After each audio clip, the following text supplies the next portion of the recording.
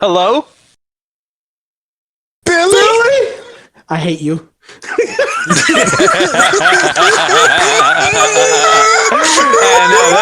that's a great start to the pod.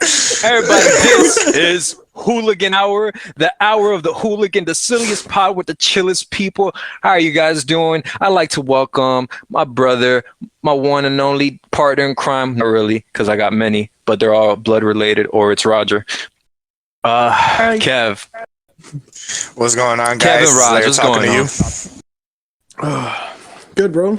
I'm chilling right now. It's Getting the awesome pod started. Here, bro. It is an 11:15 kind of night. We looking pretty lit right now. The weather's cold as shit, an and I'm liking 11:15 it. kind of night. Monday night our time, Wednesday night loading time for you guys. Just giving you the FYI. Yeah. All right, guys. Oh my God. All right, so how's your guys' day? How's your guys' week so far? I mean, it is Monday, but how's your guys' weekend? Fuck it. Start there. It's pretty lit. Enjoyed the majority of it by working. God blessing, you know. Happy to get out there, put the grind on, get as much money as I can, you know. Yes, sir. Boom, boom, boom, boom. You know, because we don't have a soundboard yet, so. I was on top of the hill taking on a dragon, and the next thing I know, I went to work and I woke up. So. Or you were playing Elden Ring. The reverb, that's good. Okay. Anyway, no, I was I don't know. I had a normal Sunday at work. It was kind of crazy. You know, everybody and their grandmother just thinks Sunday's a good idea to shop all at the same time, and they conglomerate like a little like beehive all at said place. I blame corporate. Yeah, corporate making America, everybody off you. on Sunday. Yeah, for real, bro. Fuck you guys. Why you gotta make Sunday day off? I feel like, bro, that's God's day. I feel like everybody should have the day off on Sunday, but then like that's God's day. The whole world will go to hell because like nothing would be open. So it's like kind of ironic. The whole world will go to hell like on God's day, but I feel like that's what would happen. Like, people just stop working. But like I feel like people should alternate and they should have Sundays off. For sure. No, here's my thing. I feel like all food industries that aren't like restaurants should have like Sundays off. But like entertainment and clothing, so on and so forth, those are kind of things that, are good weekend or kind of good weekend things to do. Food, I can get behind that. You know what? I can get behind that. Yeah, I can see what you're saying on that. Like Kevin, it's not a big booty redheaded bitch, all right? You're right. Yo, look, we can all get behind that. Let's be real. Yeah. It has got a booty, all right? It's true. Come on. It's true. If it got a booty, I'm getting behind. Pause. Like anyway. It's gotta be a girl. Hey, no sponsorships. Calm down. You know what I could really get behind is a 4-day week. 4-day week, 3-day weekend. Yeah, bro.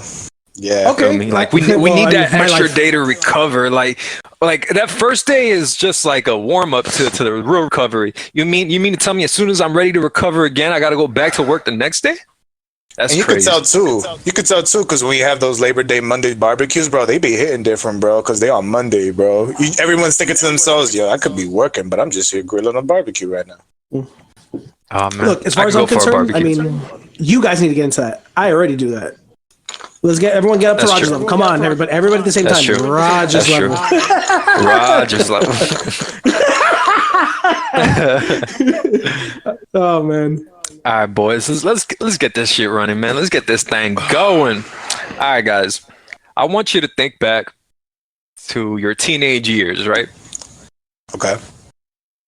Oof. Now, think about what you were doing, your mind state, and think about if you could relate to the new generation now of teenagers, right?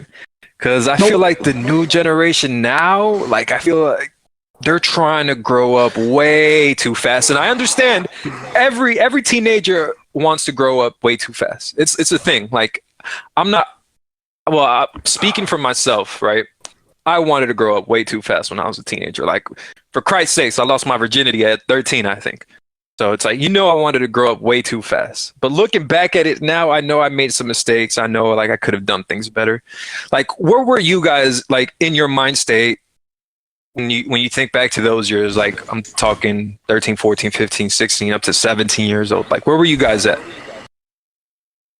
Yeah, take the floor. So for me, this is like pre-smoking anything. So I was just By the way, we're talking typical about crack, gamer. guys. Yeah, definitely. Fucking so.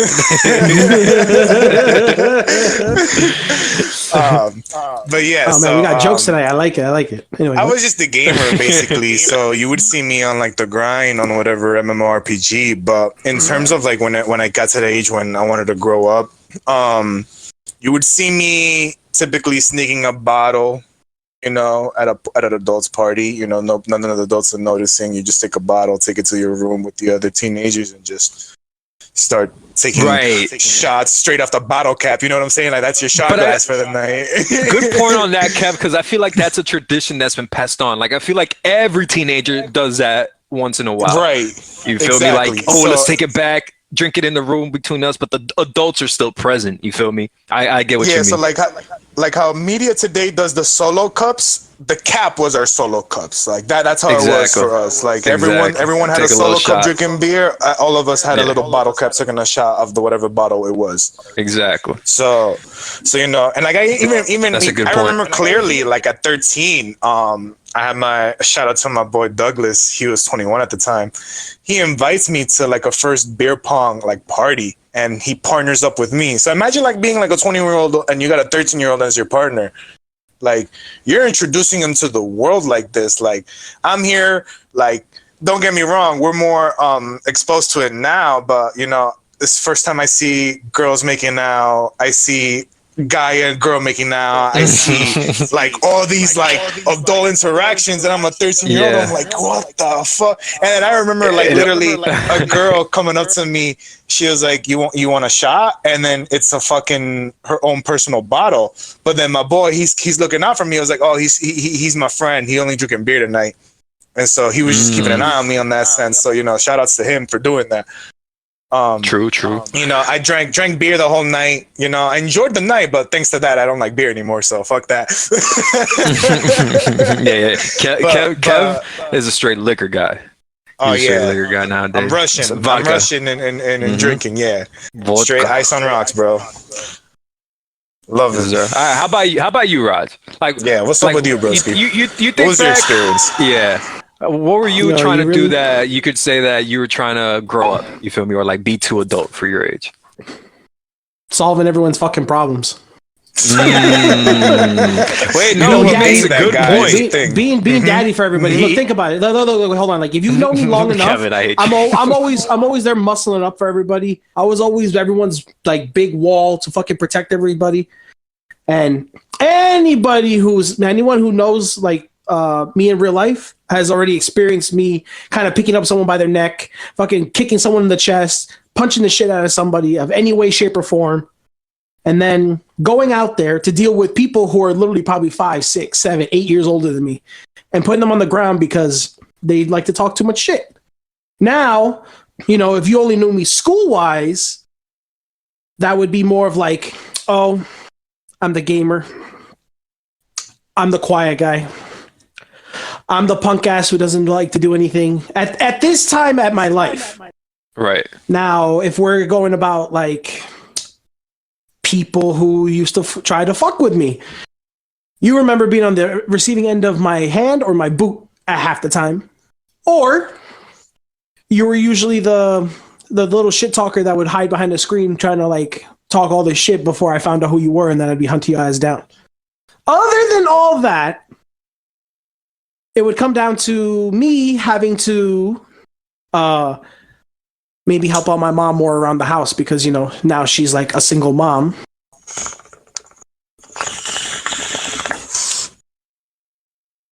That is nothing. That's the crack, guys. I don't know. That's the fake crack. It's nothing illegal. That's a CBD. That's a happy cough, I swear. And I remember a lot of I don't know. I mean, like I remember working at 16, and Kevin remembers when we were doing like Toys R Us at that time, fucking running around doing bullshit with a few of our high school friends. before it all shut down nearby us. And then just trying to like figure out like how we were going to do school and then to get a little money so we can have a little bit of freedom so we can kind of either buy little things we want or help out our parents at home because everybody was struggling at that time. As far as I remember. Shout out to the Snapple. Yeah, bro. And then working for Snapple as early as like what, junior year in high school? Oh. That was a good gig though for a high school kid. Yeah. Yo, bro, are you kidding me? My mom had all the connects. Are you kidding me? Yep. Being there 20, 29 years, something like that. Shouts to them. Shouts to them. But yeah, bro, it was a wild time. All right, so how do you guys, where do you guys see the difference between this current generation, right, and our generation? Soft. Where do you guys see the key differences? Okay. That's soft. a big point. Very, very go soft. on that. Go. I'm gonna let you ride on that. Go Yo, on that, Rod. soft, fucking soft. These kids. What do you mean by that, though? What do you mean? Okay, but I'm getting to that. Hold on. Wait, no, you guys. Roger said soft, and then he couldn't get 2 words out, but then Kel was like, "What do you mean by that, though?" No, wait, hold on, wait. Yo, if we're gonna jump the speaker beforehand, I'm just gonna keep my mouth shut on this shit. We're gonna let the energy die on this conversation. If that's the point, anyway. No, but all seriousness. Soft. The reason why I say that is because kids just are complacent nowadays, bro. They don't learn to settle, work through, and conquer what's going on in front of them. They get behind their screens. They bitch and cry on social media. They bitch and cry to all their friends. They talk all this big shit, and then next thing you know, when they meet the person in real life, they cower like a fucking like dog with their tail between their legs, just scurrying away. It's the saddest, most pathetic thing in this life. You calling this generation the Chihuahuas? It's like all bark, all talk, Chihuahuas actually have a fierce no bark. bite. All bark, At least no Chihuahuas bite. got a fierce bark. At least Chihuahuas got a fierce bark. That's all I'm going to say. They got a fierce Twitter fingers. Fierce. Yo, but like, come on, bro. Like for real. Like, and the biggest thing is none of these kids want to work anymore. None of them do, bro. It's probably like, you know what? I'll be respectful and say like that's true. 12%, and this is me being very generous, saying 12% of these kids probably like want to really work because they came from probably a really good home. Yep. The parents actually invested some time into them and wanted to teach them some morals, teach them the value of money and all this other stuff like we got raised with. That want to keep passing that down so they can actually make some money for themselves and make something out of themselves. Are you kidding me? That shit is dead. Yo, honesty is dead nowadays. It is a fucking dead moral. It doesn't exist. The honest buck is dead. I'm done. Nah, I hear you. All right. I want to write off that point you were saying, like just on the work ethic. Yeah, like I felt that. Yo, pause. Yo, bro, can you hop off me though? Like, come on, bro. Yeah, you want to write what? Yo, I ain't getting up, bro. I'm done tonight. I'm done. Time out. Pause. We're gonna take a 5-minute backwards. Yo, the council. Hold on. Call the council. That's it. It's over. The council has agreed that AEO has been ruled. The AEO has been sanctioned. Council said we're sending to corporate immediately. Get this tango out of here. Go ahead, Kev. I agree. Motherfucker. Yeah, I knew you were gonna bring it back. I hate you. I took a drink too, you motherfucker. You motherfuckers. But what I was writing off on pause is the fact of just doing any type of work. Like I agree with that. I was just training personnel, just trying to get people on the job that I work with, and no one has any like basic math. Oh my god! Just down, no bro. way. Like, oh, bro. Okay, no way. You're not dealing with basic math. So this is not addition or subtraction. This is just a tip for anybody listening. If you're bad with math, cool. Listen, if you're bad with math, I understand. Ain't your subject. I'm like that with science, so I feel you on that, homie. Don't worry, I'm good on that. I feel you on your phone. Okay, right? But exactly, there's that, right? but here's another tip. If you're involving like 130, 140, just eliminate the zero. And just count it as is, and then just add the zero back later. Like it's so simple to do. So I'm just teaching this person just basic like addition, like skills. So I'm a salesperson. yeah. So I'm just a salesperson. Sales skills is already one thing that you got to develop. But if I'm not here to teach you basic math, like bro, where's my teacher hourly? Yo, all I'm trying to say is, bro, there's a decimal involved in there too. Don't forget, they get a little stupid if they forget about that. Just saying. Yeah, Anyway, and then as Jay was saying, yeah, that's a good ass point. We have a calculator, so it's not like you cannot pull it out and then go in front of the customer just to quote them on something. But I'm literally having some young kid, and I could tell he's a young kid because he has a local shirt from Union City. No. Exactly, yeah. So I see he's wearing a Union City shirt. So I'm like, okay, I already know where you're from. Oh boy, you're from this high school. Here And comes you can't do basic math. You can't do basic math, boy. Like, and I'm not. And guys, just to remind you, I hire at minimum 17 years old. So you're at least a junior/senior. Kev, are you intelligence shaming right now? Like, I'm intelligence shaming. Listen. All I'm saying is, if you're dedicating 13 years of your life into something and you still don't got it down, what are you doing with yourself? I mean, that's true, bro. Like, we go to school Just to learn this shit. No. Wait, hold on, wait. I want to piggyback off that real quick. It's third grade basic math. A lot of this shit is very easy going math that you need to know for basic life skills. And we're learning that since third grade. Since third grade. Mm-hmm. So I don't understand like where some of these kids that get lost in the whole thing. If not, bro, it's not that hard to practice on your own. Use the fucking calculator if you need to cheat out every so often to kind of refigure things out, bro. Like, train your brain to learn. Train your brain. The worst part is, the worst part is, I'm just telling you, this is just to just quote them. The system itself does all the subtraction for you when they're giving you cash. And if you're doing credit or debit, you're just taking the exact amount, so you're not doing anything at that point. You're just letting them put the PIN number. So it's like you really can't get this basic math down just to move forward with this job. Like, come on, man. I'm sorry, your job really doesn't take that much, and neither does mine.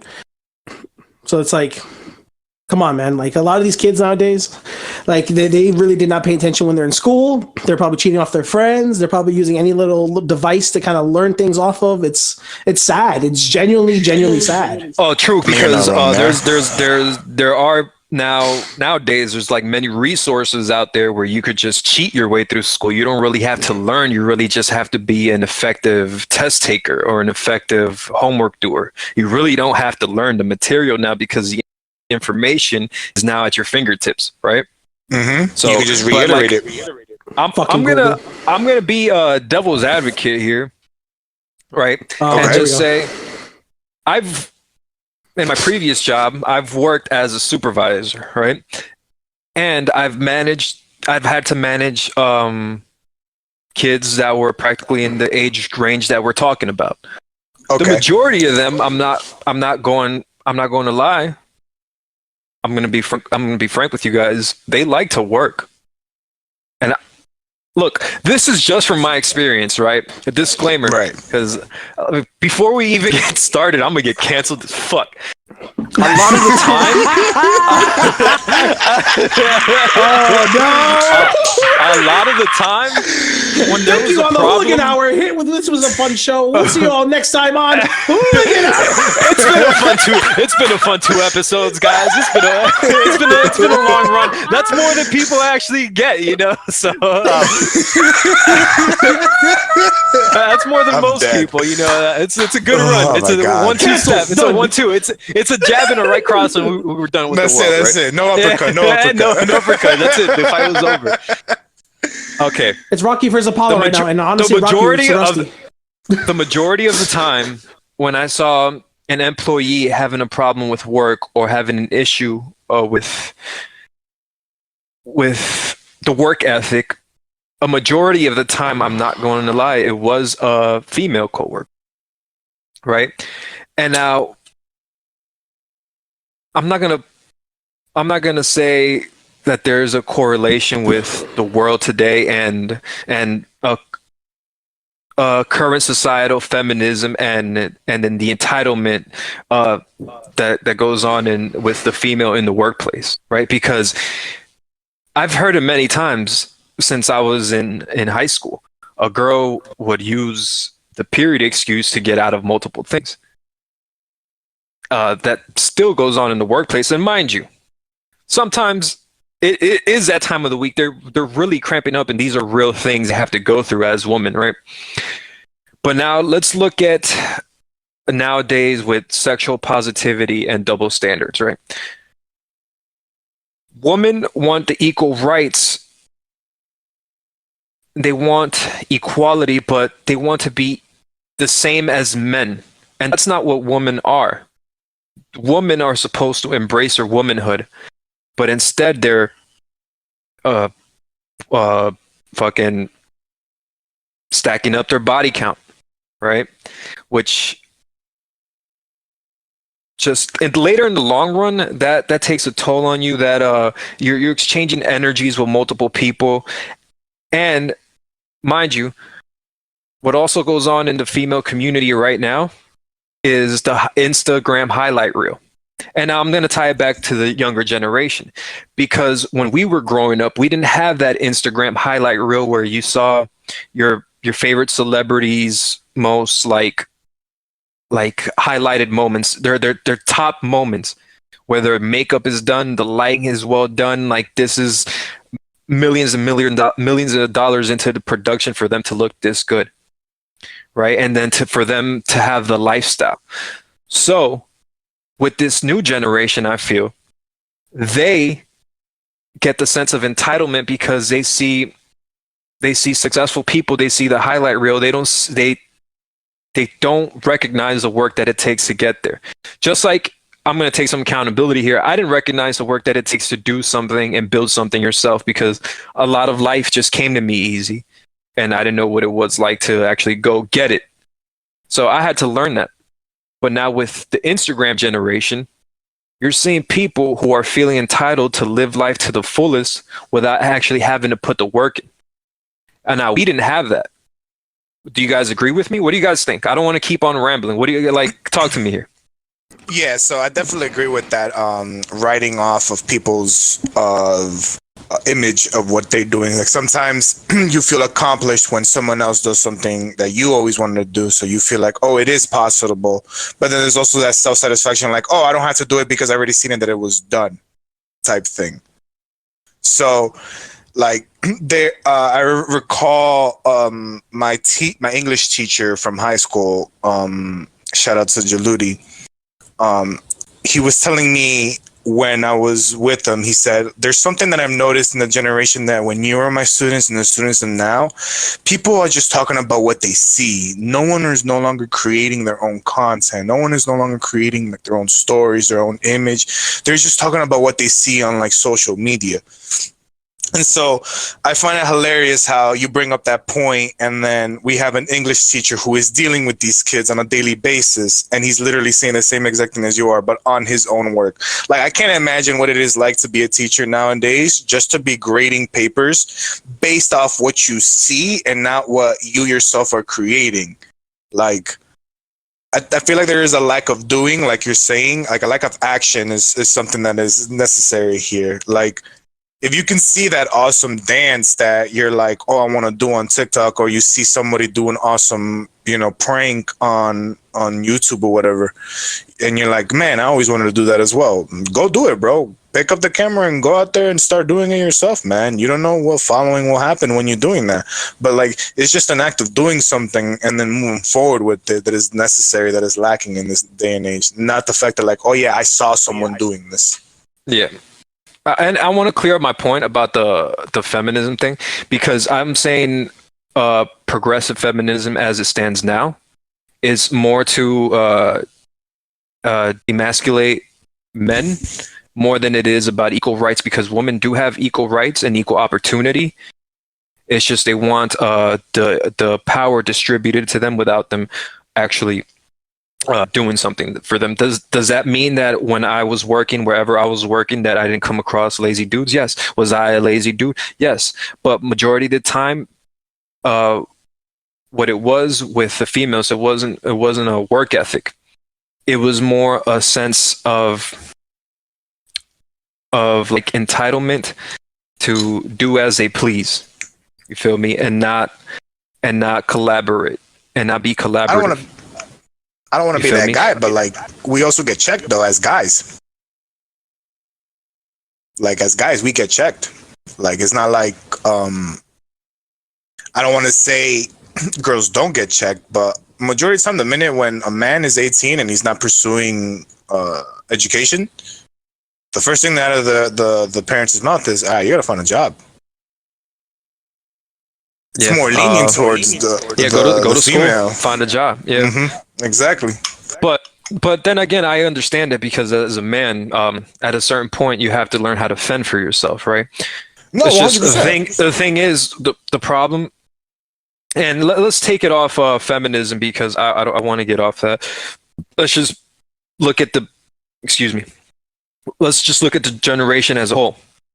The young men see the Instagram reels. They look at their favorite rappers. They look at the chains. They look at the bracelets. They look at the flashy lifestyle. They go for that, right? And what ends up happening is they go for the image as opposed to putting in the work. So they end up going broke, right? So what happens is just like we were sold to go to school, go to college, get a job, they're being sold, become a content creator, become this, become that, become famous, and put aside actual trades. We're going to grow up in a generation without electricians. We're going to grow up in a generation without people actually doing trade jobs because everybody's going to want to be what we're doing. And are we guilty of partaking in this? Yes, but we're also grown men with some experience now. We're not just talking out of our ass. We're talking from people who have actually gone through adversity, have gone through shit, have been in the dumps in now and have gotten themselves up. You know, we're not talking from a sense of entitlement anymore. We're talking from a sense of action. And I feel like people see the results of what content creation has done and they think it comes easy. And then once they realize, especially this generation, once they realize it doesn't come that easy, you know, once they realize it doesn't come to them that easy, then they give up. And it's something that I feel it feels increasing in each generation as it progresses. Like they pick something up and then it's like a microwave attention span. As soon as they pick it up, they put it down in the same breath. And I feel like that. And I feel like all this microwave digestible information and digestible content that we're all taking in, I feel is creating this sense that success happens overnight and then they have that safety net of it could happen at any given moment. And I feel like that's why this generation has gotten so soft. There's no sense of urgency. There's no sense to survive because the survival is really in the cyber streets and not in the real streets. And when you're not faced with adversity, when every single obstacle that is put in front of you has been taken out, you might as well be in a wheelchair. You might as well be those characters from Wall-E because they have no obstacles and they're stuck to their chairs and they don't know how to get up. That's where we're going.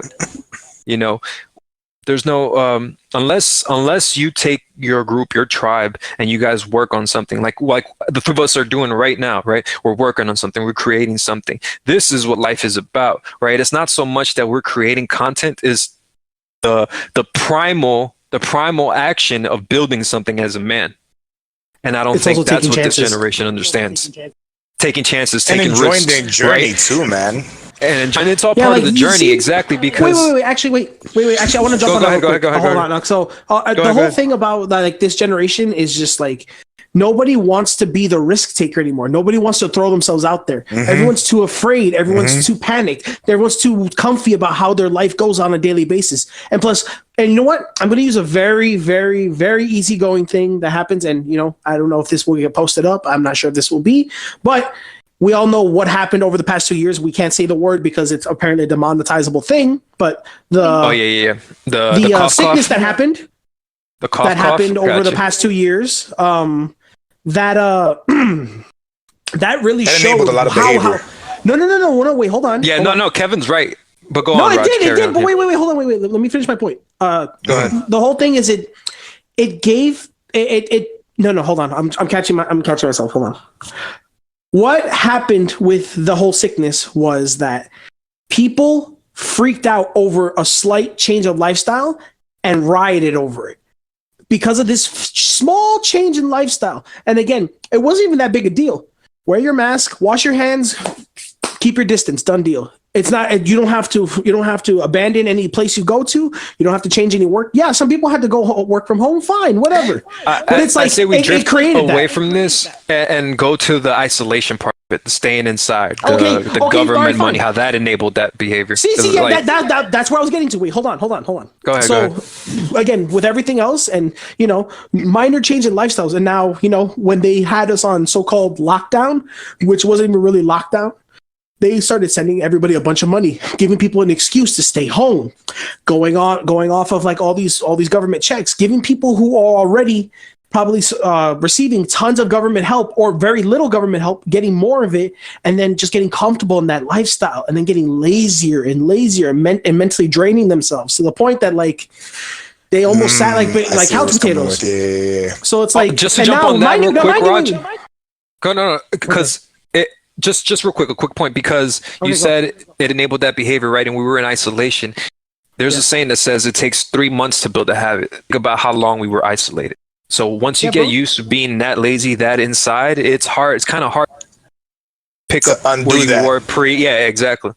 But go ahead. You're go right, ahead, but those are the people who don't want to better themselves and change. These are the people that are going to stay stuck in the same rut for the rest of their lives and will always continuously just do the endless cycle over and over again until they're in the grave. People who don't seek excitement will never receive excitement. People who don't take risk will never get any reward. People who don't want to push themselves further will never go beyond. The drill will pierce the heavens, goddammit. And I'm quoting Gurren Lagann because that shit is awesome, because I don't know why that popped into my head as I was talking. But yeah, but try to give a little joke in there a little bit. But no, it's like, come on, people, wake up. Life is passing you by. Get hungry, get eager, get happy to do shit. We're all so young. Like, think about it. We're generally around the 27 area, for the most part. 28, I think, Jay, right? No? Hey, yo, come on, chill. Push him. Hey, yo, bro, come on, man. So 29. Hey, guys. 30. Yo. 30. I'm going to cry. Gentlemen. I do not want to cry on the second pod. Not on the second one. He's 27, guys, for the record. 27. He's 27. Speaking of which, when I was, this is a funny story. When I was at my most recent job, I was there and I ended up working with a 18-year-old, and then I told him, oh yeah, like I didn't really listen to much music this year, just the ones from my generation, like Kendrick, J. Cole, Drake, and then he was like, damn. He's like, damn, I forget that you a whole generation from me. I'm like, all right, bro, like what are you doing here? Like, no, wait. I want to piggyback off there real quick. Yo, everyone knows that I do voices. Everyone knows I kind of like fuck around with like cartoons or whatever. Bro, I knew the minute I got old when I had an 18-year-old come to me, I did an old classic SpongeBob reference, and they get like, SpongeBob had an episode like that? Bro, I felt the grays grow on my face the minute that motherfucker said that. I was so done. The cane popped out of nowhere. You're like, wait a minute. What no. You know what's another one? I asked a young kid, yo, do you know who Billy Mandy is? Bro, he said, who? I was done. I was fucking done. Courage the Cowardly Dog. I gotta never retire. Heard of him. I was like, I gotta call Social Security. I gotta start getting my Social Security money. I don't know. I gotta apply retire. a seniors discount, bro. Yeah, I know. I think it's bro, got to early bird special. Where's Life Alert at? I'm fucking with this guy. But speaking of like two different generations, like I just wanna talk about, like, what do you think about difference of gaming nowadays? Like we have like, we have our classic gaming, like, your Marios, your Sonics, your Jumpman, Rockman, SNES days, Sega days, and now you go back to even Tetris, Pac-Man, even those days. Sega Genesis, where are you forgetting real classics? Like, come on, bro. The Atari, like all that, and now here I am, like staring at my original Xbox Super fucking Nintendo? one. Like if you take where the Dreamcast was in that early of like the 1990s, like Dreamcast. 2000s. The Dreamcast. And then you look where gaming is at now, where we're at VR. Like it's like the Dreamcast was the stepping stone for where we're at. Yeah, I'm not gonna revolutionary, lie. completely I'm not gonna revolutionary. lie. Because it I'm took so that upset it's not a arcade. console today. It took that arcade experience and brought it to your house. Yeah, bro. Like Like imagine fuck. that in the early 2000s, in the like late 1990s. I don't know because I was a jit back then, so I don't really remember. I don't know about you So, guys. like, That's how I play Marvel vs. Capcom. On the Dreamcast. Yeah, that's the reason. Really? Like, you know, when we're putting the quarters in, like, you know, at your laundromat, whatever. dude. And No, that's the reason did why I get to all play it arcade today. machine. Yeah. All the arcade machine. I did that all on the arcade I machine. got it. So how are we gonna compare and contrast these? I mean, you really want to know? Let- It's very simple on this case. Let's say Look, by addictiveness first. Classic gaming Okay. versus yeah. Dude, it's very simple. Old console games to new don't have guides that you can look up. That's true. That's the that's biggest true. fucking thing. Information. People don't want to use their Information. head no more. They don't want to figure Information is things true. out. They don't want to. Yeah, They don't want to there's more- sit there's there more and just get information there. So now. guess what? No, but guess what? Old games, you had to figure out the puzzle. You had to On sit your there own. and figure out how to defeat the boss. You had to Or sit you there how came to get the secret across items. somebody that did it. Or you came across or somebody you that came did across it. a friend who Yeah, did it. and I was then- gonna say say that. And then they would 'Cause guide it's- you through it, and you'd be like, "Okay, do I do it like this?" Like that? They'd be like, "Yeah, yeah, Exactly. do it like that." I feel like that's a big experience that's missed out today. Like back That in the is day true. with classic gaming, like you could be a kid, you know, like $2 quarters in your pocket, you know, you ready, you're like, all right, I got, back in the day a game was 25 cents, so you'd be like, all right, I got 8 rounds on me. And then I don't know, you just see the one kid just killing it, and you're like, yo, what is this guy doing? And you just pick it back, you know, just stand next to him like, yo, you mind if I stand here? No problem, go ahead, just chill out. All right, bro. And you just see him do this crazy combo, and you see him lock the secret level, or they find this extra health pack from somewhere, and you're like, yo, I never knew that. And then now you go back to your friend group, you're like, yo, guys, I know what we're doing next time we're at the arcade. Follow me. Bam. You got a whole last experience, and now you're talking about that to your new friends and whatever. Today, And for it's that not even day, like you're that. the cool kid. Not- Ah. and not only that- Exactly. not only- Today, not you're only- the cool kid. Mm-hmm. Not only Okay. did that help build the gaming community, because think about it, that's how Yeah. gaming communities were back in the day. Back in the day, you had to come across somebody through mutual interest, to do running to them at GameStops, at the game stores, and then that in return subconsciously help you construct just social cues, like how to just interact socially with people. So that goes a lot into today's gaming, because now you think about the only form of socialness is toxic in gaming because of online gaming. You're not wrong. You feel me? Like, Yeah. so that community People is aren't now, friendly like, no more, gaming bro, community has honestly. gotten toxic. Exactly. The more, I mean, don't get me wrong, there's great people in the gaming community. Like, there's No, there actually is. genuine There is. people, but in totality, in the whole general aspect, the gaming community has gotten more toxic because you got more technology. You got hackers. You got people that stream snipe for streamers. You know, you got different things that just make the gaming experience way different from what it used to be. You know Like, what's gaming good used to about be old like gaming? pure fun. You know what's good Mm-hmm. about old gaming? The fact that you literally were excited if like you didn't have a console that your friend had, and you were just excited to go over to your friend's house because you both were gonna play the living fucking shit out of that Yeah. console all Because you don't day, have it. night, Because morning, whatever it was. Yeah. And That's you me and guys you, just Jay. killed That's it me and all you. night. Yeah, that's me and you. Yeah, that's what I was thinking. I was like, back when I had the Nintendo, or when you had the PS, you would come to my crib. I would go when I had the GameCube. Like, Yeah, bro, that's what I'm saying. I'm like, yo, what's this? Oh, mom, I want a GameCube now. But you know, it's Mami, funny how pero that's a necesito good un PS2. experience. That's a good experience too, because you know, it's funny. I was thinking about like an experience that we have that the past doesn't. Midnight releases. Y'all Yo, remember bro, midnight releases are just not lining the up? same. Are not Yeah, the same. no. Because you know what No, it is? of course, 'Cause you everything sit there on is your just console digital. and you just go Yeah, done, download it. Yeah, done you're deal. right. Don't That's get what I'm me saying. wrong. Like midnight releases back in the day, it has a strong point for what Jay was saying earlier. How like that's how you build your communities. Because like who did not make friends on Exactly. Halo 3 release night? Who didn't make Exactly. friends on Pokemon release nights? Like Who didn't make friends on Call of Duty? I bet you clans were formed on Call of Duty On release nights. Yep. You know what I'm saying? Like that day, you're like, yo, I never had a clan. Oh, I didn't have a clan either. 4 people just hang up. Yeah, we don't have a clan either. I bet, boom, you guys start a clan right there, and bam, now you guys are lifelong friends today. I mean, it's true. Look, the aspect of online gaming has ruined social interactions as a whole because we no longer need to go anywhere to get any game ever. Don't get me wrong. I love my games. I'm a big ass gamer. I will fucking want to be the laziest possible way of getting anything. But I miss having to like be hungry to go look for my game and then have to go somewhere to go get it. Only because I feel like I met some of the greatest people ever going to get my games. All the time, all the way through, because like there is such an amazing experience when every single motherfucker in your county is sitting around looking at that GameStop, Game Crazy, a Game Zone fucking store, all waiting to get in. And I know people don't remember Game Crazy no more because you got to be a '90s baby to know that shit. Anyway, and you're all standing there waiting for your games, and then next you know.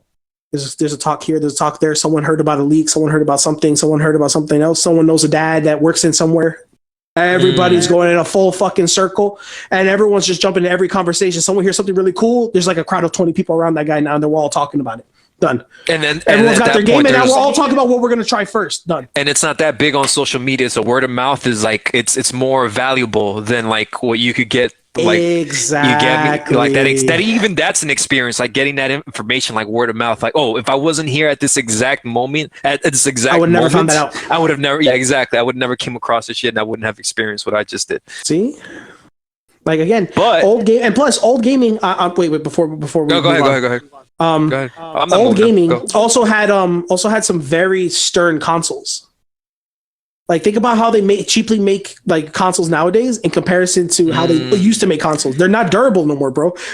I promise you, if I drop my N64, perfect example. If I drop my N64 and I drop my Xbox, I promise you my Xbox will break first. 1000% of the time. It doesn't matter what.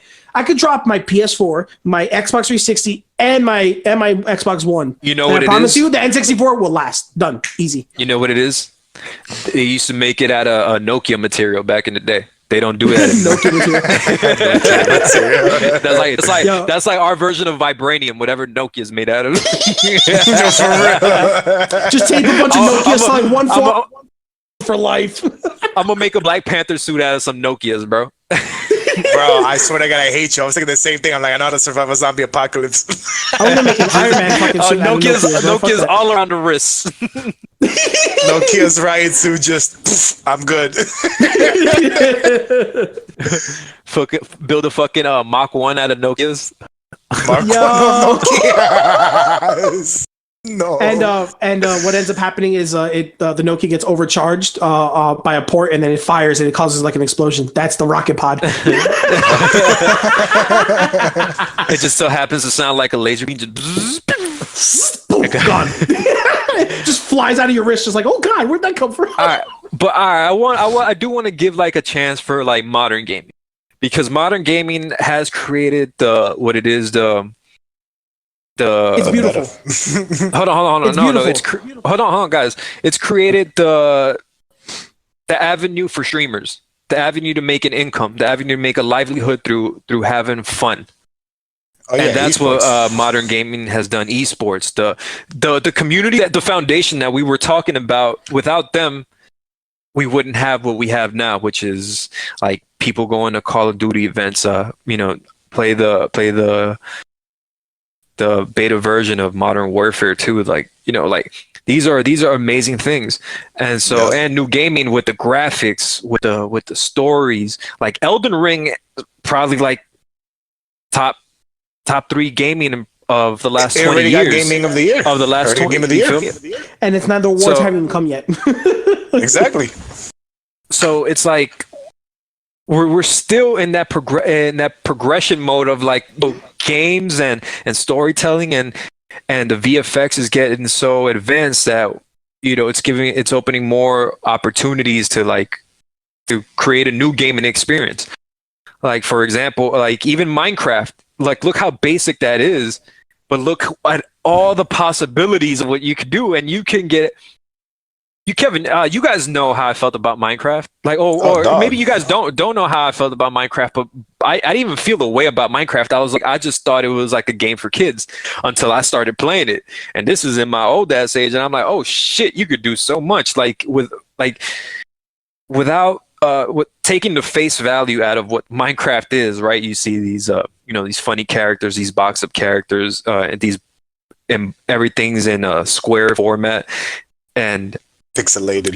Pixelated, and you look at it and it's silly, right? From the looks of it, from the view of it. But then you play it and you're all of a sudden you're in a zombie survival game and you don't even realize it because it's the same feeling, it's the same adrenaline, but you're having fun, and then you're like, wait a minute, this is a pixelated box person like that I'm playing right now. I'm sorry, wait. Next thing you know, you're a freaking architect. Next thing you know, you got a fucking creeper coming up on you, and then you fucking die, and you want to smash your controller on the floor. What? I'm sorry, I just couldn't stop myself when Kevin said pixelated. I just went, it's pixelated. Hey! You know what? Minecraft's the perfect mesh of both. Of classic gaming and it's technically an RPG with the modern. Yeah. Yep. Shout out to yeah, because it has that like Microsoft. Zelda adventure type of it, like that Mario 64 type feel to it. Yeah, But that open worldness is I really enjoy about the experience. Yeah, like and that's what I feel like why we enjoy Elden Ring that we mentioned.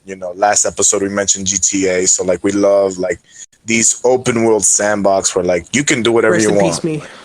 Yeah. Sorry, couldn't help myself. What will I need? You need the frost I don't portal. want to be in the bad boy. I don't want to be in the bad boy lobby no more. I'm sorry. Yeah, for real. Yeah, man. Isolation is bad. It makes me feel Tell me about it. I went through it 2 years ago.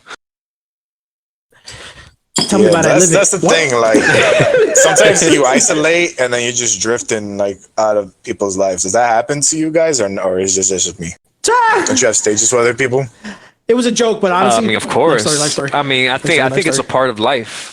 I think as you age and I think the more you find yourself and other people start finding themselves, the more you realize that you're on just two different paths, and as much as you care for a person, as much as you really have fond memories for how you guys had that freedom and that ability to just see each other because there was no responsibilities, nothing to really attend to. It's just you and whoever against the world.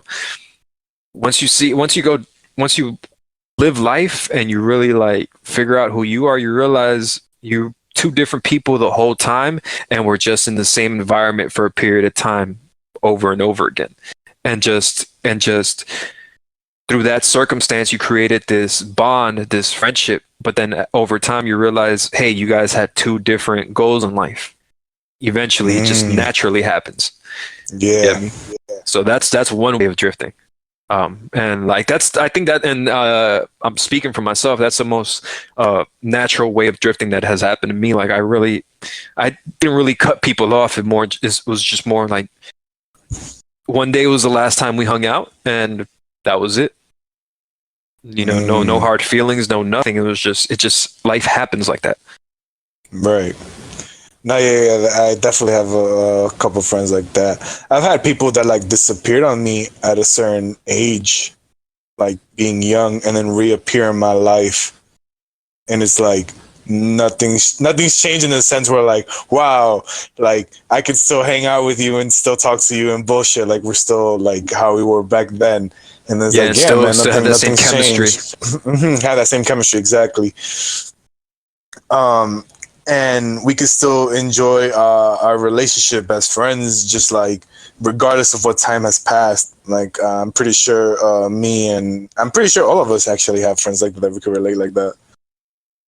Yeah, well, like, yeah, I feel like those are called like low maintenance friends. Like I have a friend that I don't, me and her don't, we don't speak that often, and every now and then we just catch up with each other's lives.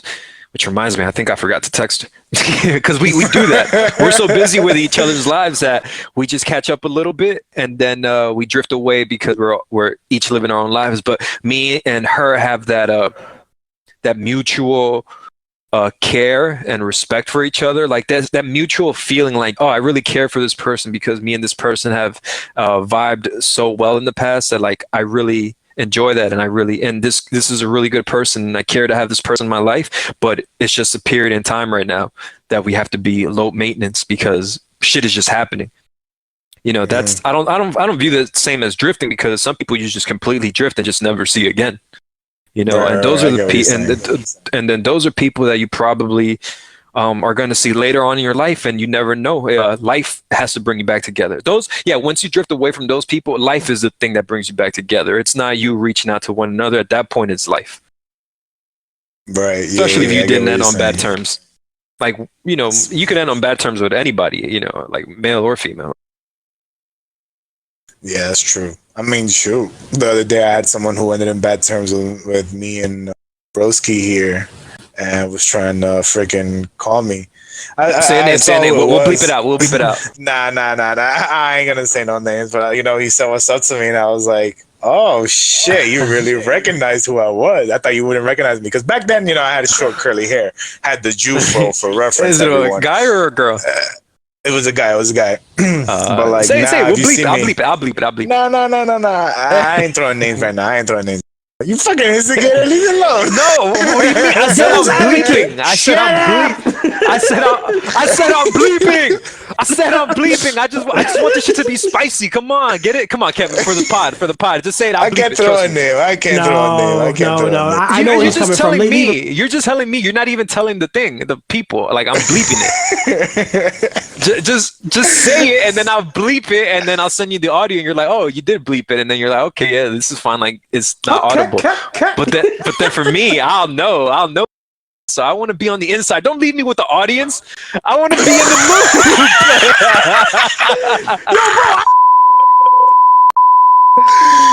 Let me go.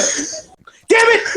You see? All right. His name is. I'm gonna give a name. His name is Craig. Now I gotta bleep that shit too. Nah, wait. His name is Craig. Oh, okay. Now I gotta. Wait a minute. You think you talking about the guy recording us?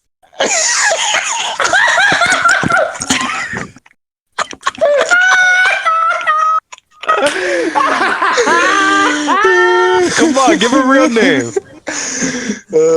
I give him a real name. His name is. Okay, I'm gonna bleep that. Yeah. All right, don't say it twice, bro. That's a lot of bleeps.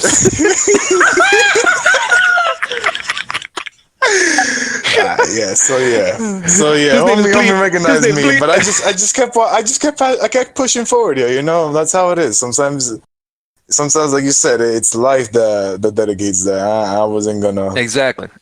It's like no hard feelings. Exactly. Mm-hmm. No, I got hard feelings. Fuck that guy. Anyway, what? Now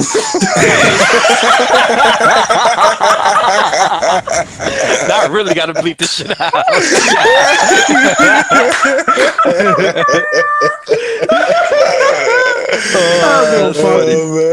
Man. He was a piece of shit, man. He knows he was. Anyway, but on my side of things. I'm not bleeping that out. That's just spicy. That's staying in. The names I'm bleeping out.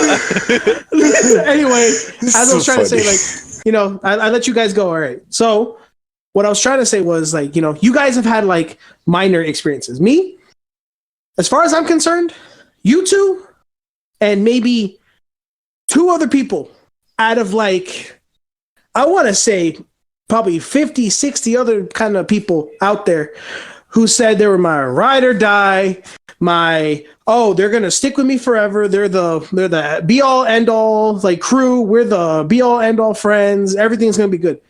It goes to show you in life that people are doomed to drift apart. Not meant to, doomed, because it doesn't matter how hard some people talk, because people do not walk. And that is the hardest fact of life, I feel like, after you leave school. Because there's a lot of people who vibed so well, got things going, and I feel like all of us, and I think I speak for all of us when I say we have a school persona a little bit, I want to say. What do you mean? Right? Oh, Agreed? like who you were when you were in school? No. I'm talking about like, we all had like a school front outside of like our outside front, if you feel me. Oh, okay, I get what you're saying. Yeah, our school persona, like who you are in school, is different from who That's you what are I just outside. said, isn't it? No. You said the time when you're in school. Like I thought you meant like from freshman year to senior year. That's what I was getting. That's what I was trying to get at. No? Yes? Confused? Yeah. Still? Oh, okay. All right. No. No, Just making because sure. I feel like that's what I just reiterated, and you said no, and I'm like, I think we're all. No, I think we're all. I think we're all both saying the same thing differently. Yes, but I said, no. yeah. No, I realize what we're saying differently in time reference. Roger met in years. Jay met in. I'm assuming Jay met the time when you're inside the school building. no, Yeah, I meant no, like when, okay, that's no, what I meant. meant like That's what I I meant meant. like while you were in school, like yeah, when you're at school, while you're in school, who you were at that time is not who you are like outside of it. Okay. Yeah, okay, Right. no, we were saying the same thing. Okay. Anyway, cool. But besides that, the whole like, and this is going to be the hardest lesson if there were to be any young people listening, because we're bashing the shit out of the younger generation, and you know what, it's true. Yeah, and a lot before of the stuff Kevin- we're saying is very true. But you know what, the whole thing is, don't get attached to anybody, and anyone true. who sticks, just be happy they stuck. Because you know what? Once you leave school, it's a lonely world out there. Anyone who stuck 100%. with you, anyone who decided to really think about your better being, your antics outside of school, what you're going on afterwards, getting involved in personal shit. Those are the kind of people who are really going to stick with you through thick and thin. And you better hold on to those motherfuckers, because I promise you ain't ever going to find another person like that for a long time. And that's the fucking truth. Yeah, and that's not to say that you can't make new friends throughout No, friends like I throughout said, life, it might be a long time. It takes a long time to make relationships like that. It doesn't just happen overnight for some Exactly. people. Exactly. And I feel like the ones you meet later on in life are probably more pivotal than the ones Agreed. you make earlier, because the ones you meet later on in life is because you actually chose this road and chose this path, and this person was in your path, as opposed to, no, you had to go to school, so you had to see this person, and then you just had to eventually, like, you had a class and you sat next to them, you had to eventually talk to them and get to know them, and then by some chance, most of the time, people that you end up meeting in school are pretty cool people for the most part, Yo, Kev, I'm sorry. I guess you're trash, bro. Sorry. Shit, bro. I'm one of the few that stuck then. Nah, but I know, like, bro. I didn't meet you later on in life, bro. I met you at the beginning. I'm sorry.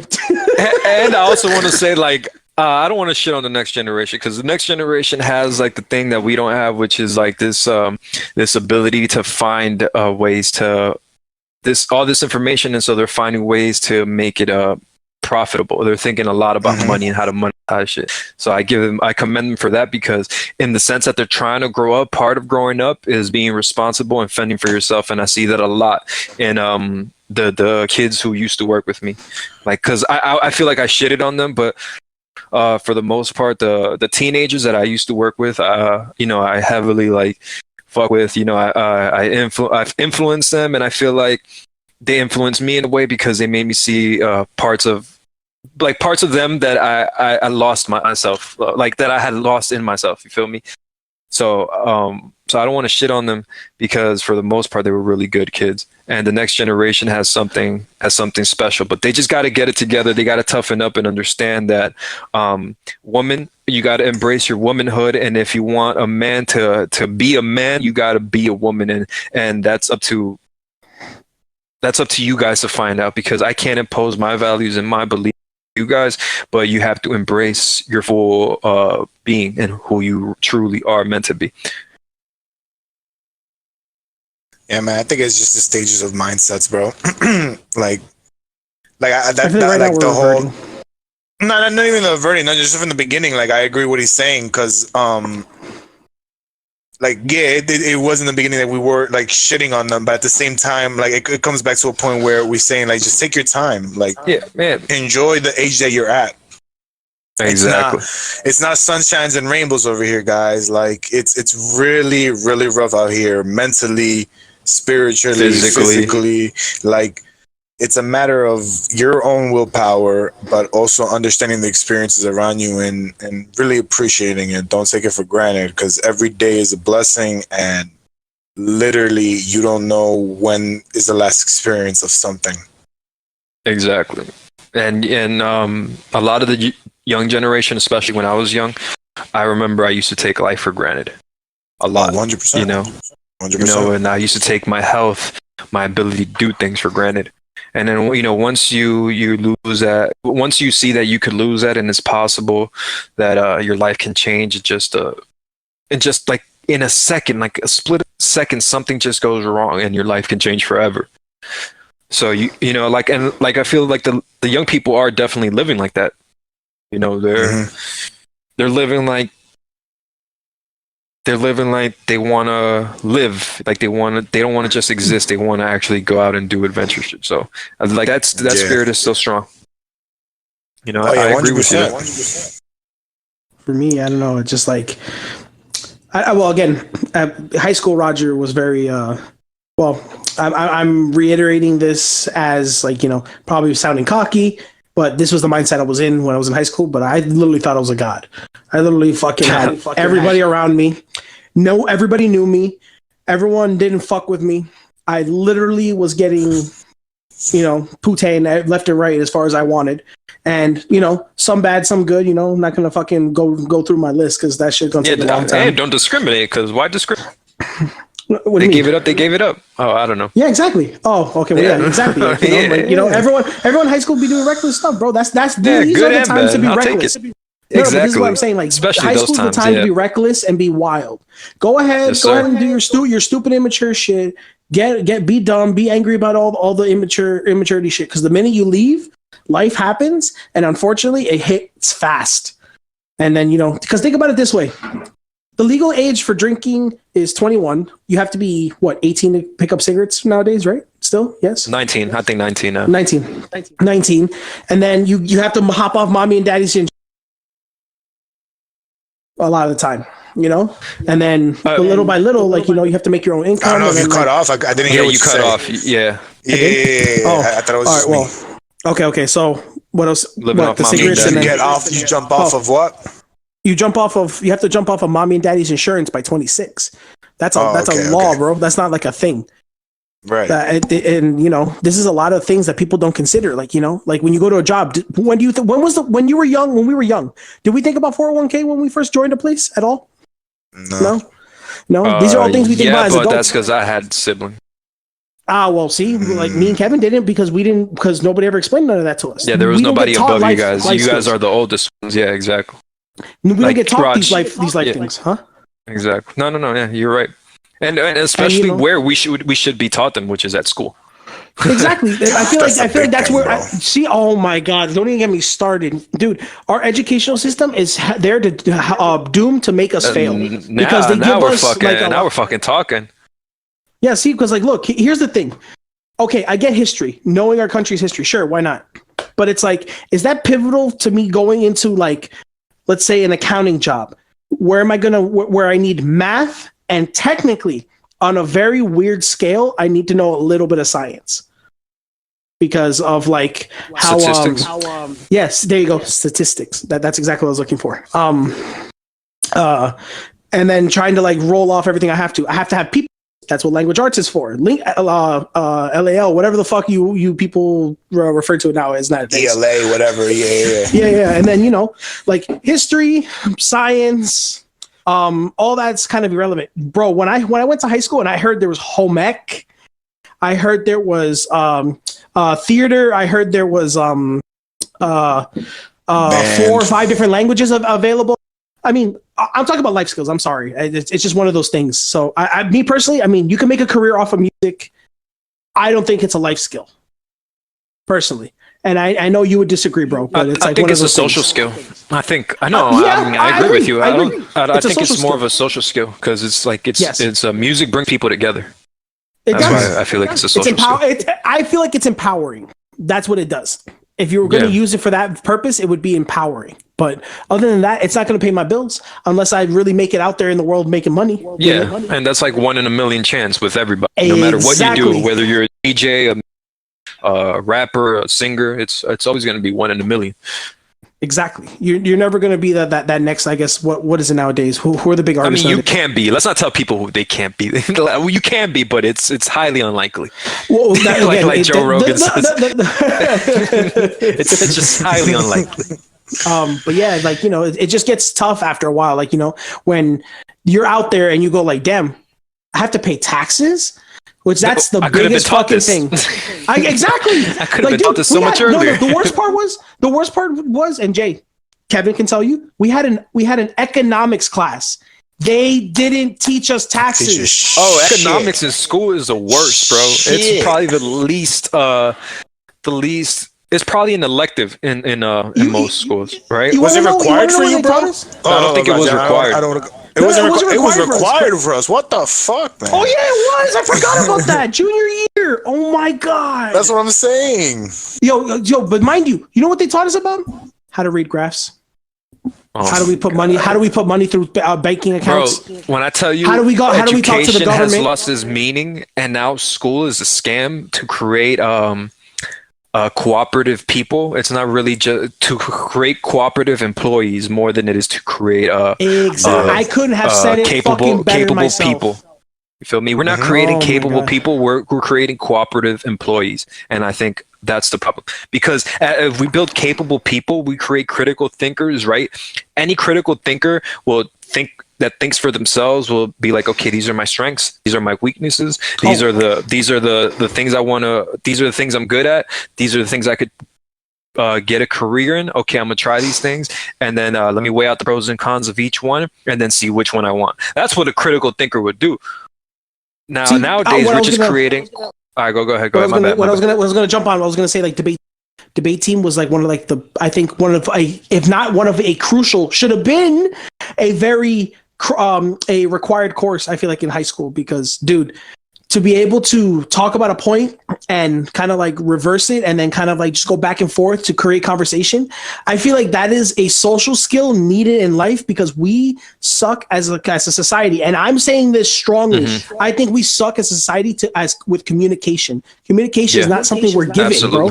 It has to be taught. And this is we need basic guidelines to go through things. Some people I know a lot of people who went through debate team. And bro, I promise you, they're the best conversationalists I've ever fucking met. Every single time. Absolutely. They didn't take it in college. They didn't take it in college. They took it in high school, and that was it. That's what they have to excel at to get their point across. Of course, I wouldn't doubt it. I'm sorry, Jay, and I cut you off. Go ahead.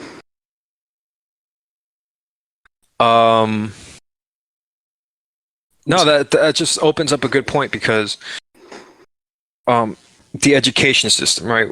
The way it is. Fuck, I lost my point. I'm so sorry. I don't. It's fine. I want to jump in if you guys don't mind. I was gonna say, like, I had to teach myself this point.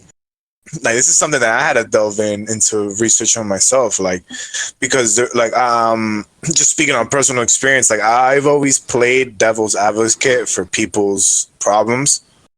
Because one thing I always hated is like when people argued and it was people that I care about. So I always just step in and be like, okay, guys, you guys are arguing about something, and I just want to like figure out if we're both getting our communication like a point across. So I was like, I would hear side A and understand it and repeat it to them so I understand what they're trying to say, right? And then I'll hear side B, repeat it back to them so I understand it is clear. And then I'll repeat sides A's to B and B's to A, and they're both are like, oh, yeah, I could be down for that. And I'm like, all right, guys, so you guys are just throwing too much emotion, passion, like there's too much going on in this that you guys couldn't be concise of what the point is. Clouding the logic. Exactly. It's clouding the logic, exactly. So there wasn't enough of just being straight to the point and just sticking to that to making sure the other person understands. Because I feel like most of the times when we're trying to be communicative is we get really caught up on how we feel, we get caught up on our emotion, we get caught up on our experience of a certain thing, and we're trying to just express that and not the point itself half the time. Like, if we were just able to express like what we really want to happen, I feel like majority of the time the world would be a better place, and there would be a lot of less misunderstanding. Because like I feel like communication could go a long way, especially with like these kids that are just like left and right Oh, that's what I feeling was gonna left say. alone. You know what I'm saying? Like Exactly. there's a lot of youth out here that could really use it. Like just speaking on experience on me, man, like I wish I could have like some adults talk to me about like things that I went through when I was going through my age. Like that could have helped a ton bit, but like out of my desperation, I went to go search how to teach myself that. Like I went to go searching for it. So I feel like it shouldn't be getting to the point where we let someone for desperation to search it. I feel like it should be implemented as just a day-to-day basis. I think that's also like subconsciously your mind yearning for that next step, because you said you went searching for that and had to learn that was your mind knowing that it was missing Mm-hmm. something, and I feel like needing that knowledge to adapt, which just to I jump call off that that. intuitive. Yeah, exactly. Yeah, Intuition. yeah, Yeah, yeah. because and us men, we really have that for like that thing, because we needed that, like to know where to track the animal, to know how to hunt. We needed that intuition, like that sense of pattern, that sense of knowing what's good for you, what's not. Where is this going to be? Like what steps do I have to take to accomplish this? Like us men, we break that down. Now, what I wanted to say is because ever since we're little, in school, we're taught we're taught to be just complacent, right? And I think a lot of what would have saved us as kids is not only we blame adults and things, but it's not only that, it's the things, how we treat each other as kids. Because a lot of the triggers now I have as adults that I've come fully aware is because of moments of my ego being attacked when I was a kid. And then that feeling when I was a kid, especially being made fun of or picked on by other kids, that feeling, getting it as an adult is an uncomfortable feeling because it triggers you into something. Now, the education system could take full responsibility in building our character as kids, as opposed to teaching us patterns and shapes and all this nonsensical stuff. We need to learn character, because once you build your character, you build habits of a good character as a kid. Learning and education becomes easy as you gradually progress on. You feel me? And then nowadays teachers, especially progressive teachers, are not taking character into accountability. They are pushing and enforcing their morals and their values on other parents' children's like children. Like just imagine that. Like I'm not talking about character, which is a universal thing, right?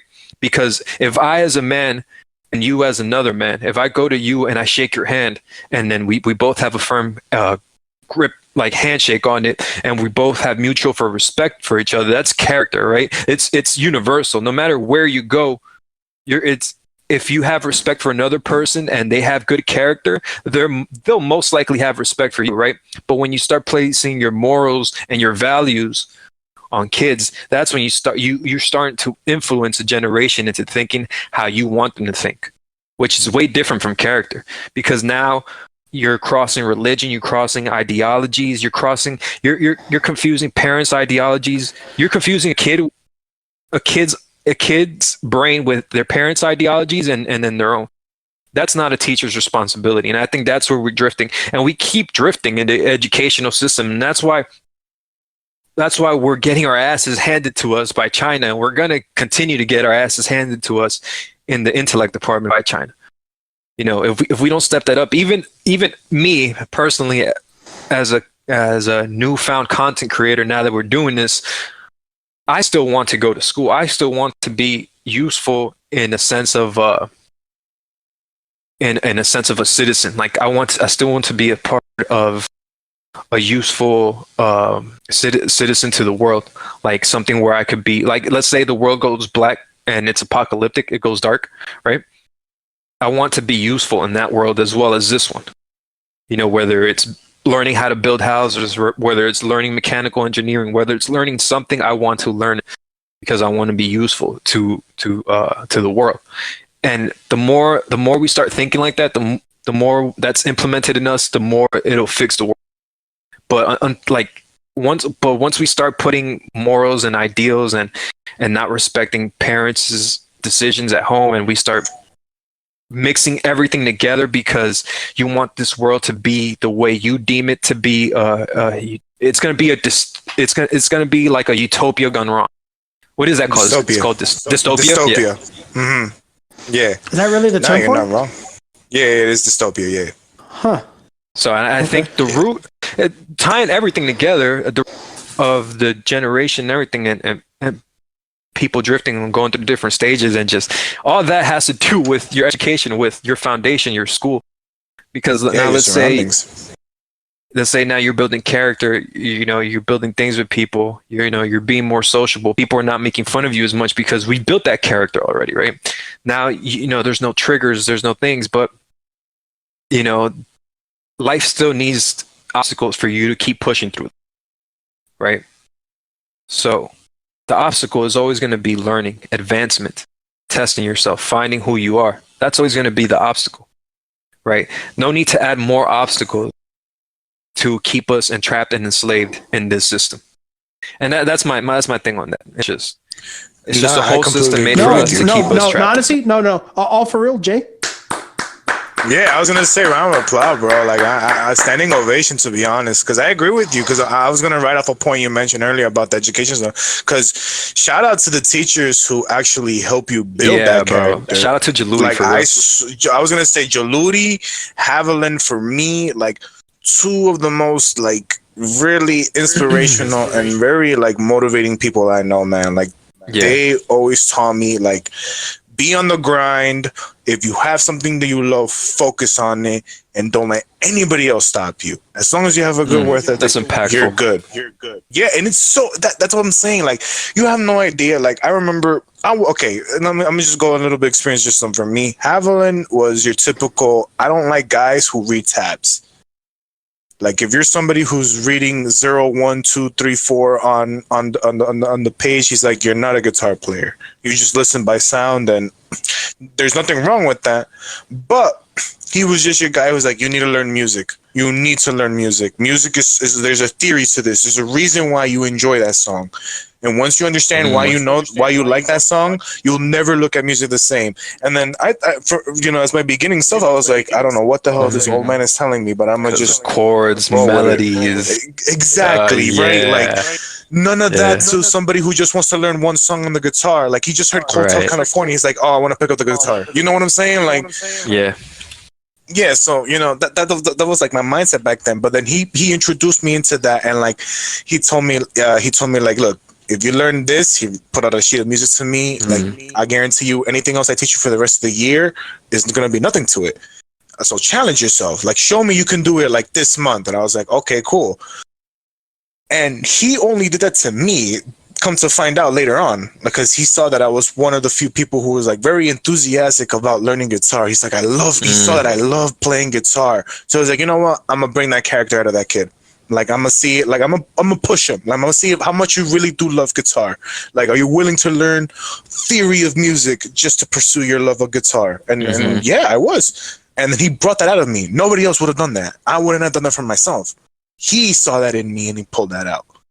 So, like, shout out to all the teachers that do that, man. And this is just me personally experiencing on a guitar. Like, this same experience goes for the band school that happened in where I studied. Same thing happened for computers in my education in the school system. Like, all these teachers always did their best to try to excel. If they saw that passion in someone, they brought it out. Because even when it came to, like, from music to just being, someone who builds the school yearbook, they always had a passion and a vision, and the teacher was able to draw out that potential out of them. Yeah, and not only, I don't think you realized this at that time, brother, but it was you and your teacher exchanging energy, exchanging passions back and forth. Because as you were testing him, he was testing you right back. Like, and like, because you were testing him as like, it was the student the sensei student relationship, right? Is a student becoming the master? Yeah, exactly. And you guys exchange that energy, and you guys and that passion drove you to drive him, and vice versa. You feel me? And so it's like deep rooted in that, and that's what's missing a lot in the education system, because money is such a it's such a moving factor for everybody in life. It's the closest thing to oxygen, right? It's the closest thing to 100%. oxygen and water, right? Money, Mm-hmm. because without it, you really can't do much. So you see, now you get underpaid, stressed teachers that have to get money out their own pockets to, decorate the classroom. And then not only that, but you're putting them in a system that's set up for them to fail. And now these same teachers are stressed, undervalued, underpaid, and they're going to be unmotivated. And that passion eventually is going to burn out, because that stress is going to accumulate and overpower the love for teaching. And that's so unfortunate. And it happens more often than not, man. And it's so unfortunate, because when a teacher has passion for what he or she does, people underestimate how impactful, like, that could be to anybody's life, any student's life, any child's life, especially. Like, I had a teacher named Miss Quinones, and she was very pivotal in me choosing music as a career, because she saw my literature, like how I wrote things, how I expressed things. She was like, "You're really good at that," and how you broke down soccer, because my soccer used to be my passion at the time, and I had to write a poem about it. And she's like, "How you broke down soccer and how you created layers with it, and how you really are passionate about this. Like, you're a great writer." And that was the seed that would later introduce me to music, that would make me write down songs, that would make me eventually made me led me to produce my own music, which led me to make my own music, which led me to this journey of self-discovery through finding myself through my lyrics. You get me? So it's like that little seed implemented that whole journey. Mm-hmm. And I'm happy for it, and shouts to Miss Quinones, like, it's just that passion that teachers have, and unfortunately, like, it's being taken away from them. Ah, man. What about you, Buroski? Did you have anybody who was impactful in your life that changed you? Kev, I'm going back to elementary school for that one. All right. Miss Hey, man, Cintron. Oh my God, Miss Cintron. Yeah. Fortunate enough to be in the same class with you, brother. Very fortunate. Yeah, bro. Miss Cintron was the light of that entire fucking school. Oh my God, our fourth grade teacher. I can tell you with my honest opinion, there will never be a woman so stern, but yet so sweet at the same time, to teach you morals of earning reward. Yeah. She made sure that you had everything you needed for every last aspect of, like, any test, any project, any field trip we went on, whatever the case was. And this woman would go out of her own way, put money out of her own pocket to make sure Pizza that, parties. she would always do pizza parties for us. No matter how big or small, movie days, whatever. And everyone would hate us because guess what? We had it because, again, we actually did what we were supposed to and behave. Unlike the other rambunctious other two fourth grade classes that were out there. And then everyone's sitting around doing tests extra because of that. She gave people the sense of reward versus value, and kind of, like, I feel like instilled a little bit of, like, if you work hard, you get something in return. That's a big moral as a young adult. I don't care. I feel like once fourth grade hits, I feel like that's a great age to start impacting that into someone's head, because that, like, kind of pursues them up into the later grades to kind of be like, oh man, maybe if I work hard, who knows? Maybe we'll get like a little something. Maybe they'll, like, let us off a test or something. Exactly. You kind of, like, expect that reward factor afterwards. Granted, it's like a very, like, timid version of, like, giving a dog a treat, but it's supposed to kind of instill all that, like, energy to work towards it. But that's how life is. You have to treat yourself with a reward at Well, some yeah, point. exactly. That's exactly how life works. So she was teaching you life fundamentals because you got to work for something, and then you reward yourself with something that creates that work for reward cycle. That every time you get some shit done, you get a reward. And again, another teacher me and Kevin shared again because he didn't mention it, but Mr. Ashoff, shout out to him, bro. Oh yeah. Bro, I've never if anyone who's known me for history, I am horrendous at it. I can't fucking remember any dates of any kind. I've always been horrible at history, and I've always been that's my weakest subject. I promise you, passing D's every single time. And that's just not my dick. Anyway, that's beside the point. So Whoa there, this boy. guy over here. Yo, don't reel me back in. Me doing the puppet face right now. Me doing the white guy meme. Wait, hold on. Whoa. Why am I being? What's going on? You cut off again, Rod. You keep cutting off this pod. I don't know, bro. Is it just me, or you hear it too, Kev? Nah, yeah, he does get getting cut off. Yo, Craig, let my boy record, bro. Come on, Craig. Yeah, I'm passionate tonight, bro. Let me be. Anyway, so he is the first teacher who has ever made history a fun subject to fucking learn. I've never liked it. I'm telling you, I despise it. I think history is the stupidest, most useless, most ridiculous subject to know. I could look up what our history is. I don't need to hear about it in school and pass about when did George Washington pass on our harbors. I don't need to know that shit. That doesn't help me in life. Kanye said, "Why do we have history and not future?" And I'm like, that's a valid point. He has a point. Yeah. No, bro, like, why are we talking about current events? Why aren't we talking about what's the next big discovery that's being in development right now? Yeah, like imagine being in a classroom, bunch of curious people, and you guys are all just throwing ideas into like the next big invention and just like brainstorming shit. Imagine like you give a group of kids, like what would their minds come up with? Like if they really put it to it, like if they use some science. Yeah, like wild. It would be crazy. It'd be crazy, like, but it'd be fun. It'd be educational. It'd be interactive. You'd really be a part of it and really enjoy the process, as opposed to like, all right, classroom, turn the page. All right, read the pages and then do the study section at the end, answer the questions, and you gotta answer once you get to number 8, you gotta answer A, B, C, and D. Okay, I remember that shit. Shit used to be so fucking dreadful. Fucking like Scantrons. Oh my god. The Scantrons, like, take a test. You start getting 3 C's in a row. You're like, nah, can't. And then the next one is C. You're like, no way. There's no way. No way. Yeah. You're like, come on, man. Come on. I don't know about you guys, but I used to play a game with myself with the Scantrons. Like I used to think of it as like a Guitar Hero game. Yeah, you did not play Russian roulette with those fucking multiple choice questions, you psycho motherfucker. You never told me that. No. I'm saying like I would treat whatever I used my Scantron, like whatever my answers were, as a no. Yeah, so in my hand I would be like, "Oh, I'm playing guitar." Yeah. I hate Kevin. Look, it's been a good 25 years. Oh no. 22 years, bro. That's it. Our friendship done. Get out of here. Leave. Gone. Get out of here. All right. Okay. No, that's it. Caso cerrado. Get out. I'm out.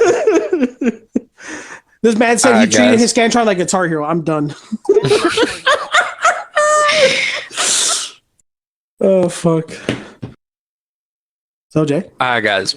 I did. At the end of the pod. I really want to just, especially this pod. Like I feel like I want the people who are listening to us to get to know us, right?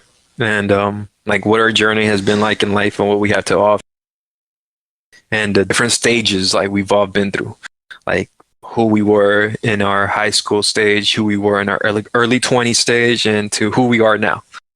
So that's like 3 stages. So, whoever wants to take the floor first, go ahead. The floor is yours.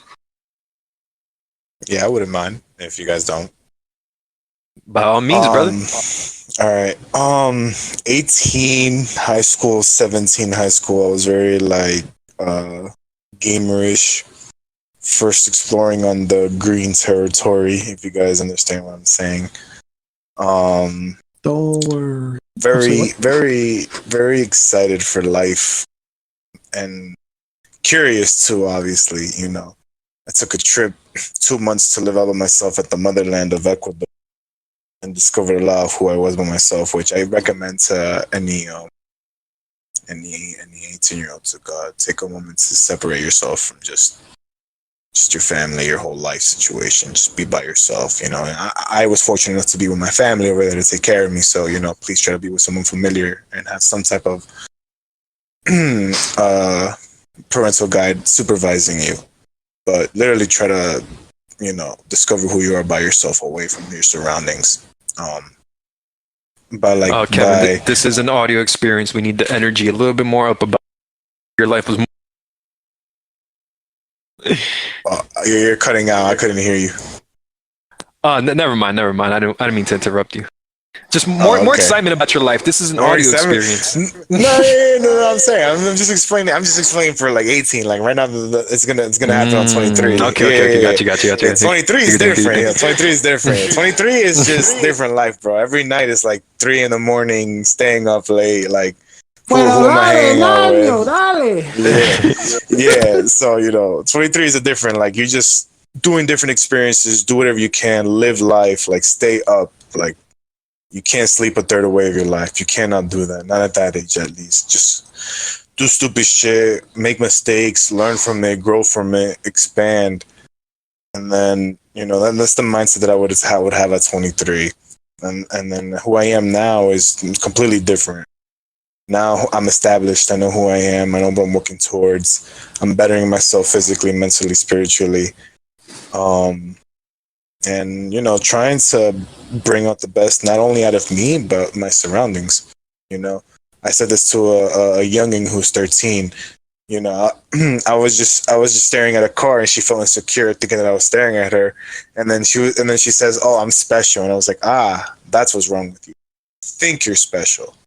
And I'm not going to say that you're not special, but I'm going to let you know right now, you're not special in life. Like, you're special to yourself. But in life, you're not special. It's what you do is what makes you special.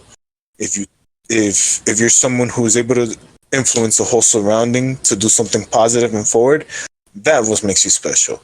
But if you're just claiming you're special without an act, you just talk. You gotta do something to back that up.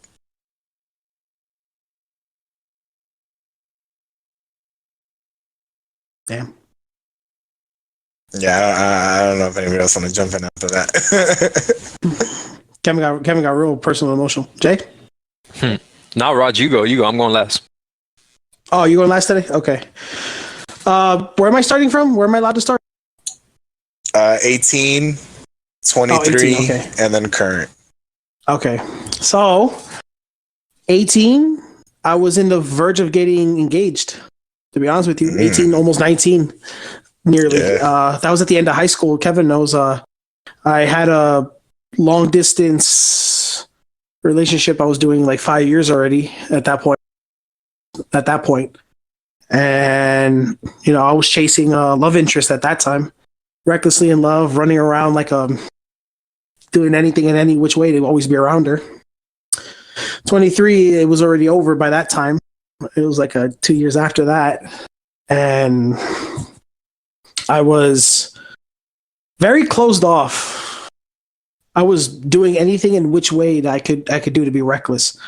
If there was a bottle in front of me, man, I was trying to die. If there was a I don't know, anything that was in front of me, I was almost willing to give it. I was ready to fucking go on big ass hikes in the darkness. I was ready to fucking run away with people and just freaking go on like all these weird like adventures. I was ready to inhabit anyone's home because felt like my home was not home because I don't know, my own insecurities. Not because my home was bad. My home was always a very loving. I was a kid until now even. It's just I don't know. I felt like being home. I felt like I was being more of a burden than anything else at that time, at least. Now, I'm the king of my castle. I am the king of my castle because I fucking keep myself strong on my feet. I know my beliefs. I know what I stand for. I know that I am. I guess after from so many people telling me I'm of value to, a lot of people have shown me the kindness to remind me and I get this on a daily basis that I've done more than I need to on a daily, and I've helped more than it on a daily, and and I have a lot of like little groups that I kind of keep around, that all want me to keep active, meaning going out, exercising, keeping everything going, because the mental state as you get older, you would think it gets lonelier. It gets lonely at the top when you're the best of everybody, but it doesn't get lonely when people want to be just like you as you rise with them. All it does is get more crowded if you drag everybody else with you. Yeah, enough of the crab in the barrel mentality. We just let that go. Like I hate the. Let me not say hate.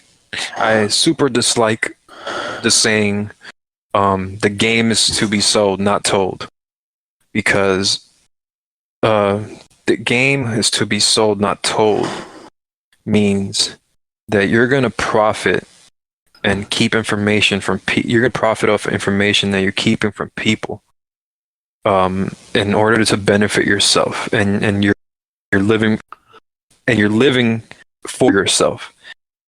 And in that sense, you should take care of yourself first and foremost, but you shouldn't live for yourself. You should live to do something good, to have somebody in mind, to do something good for somebody else. I think Will Smith said that, right?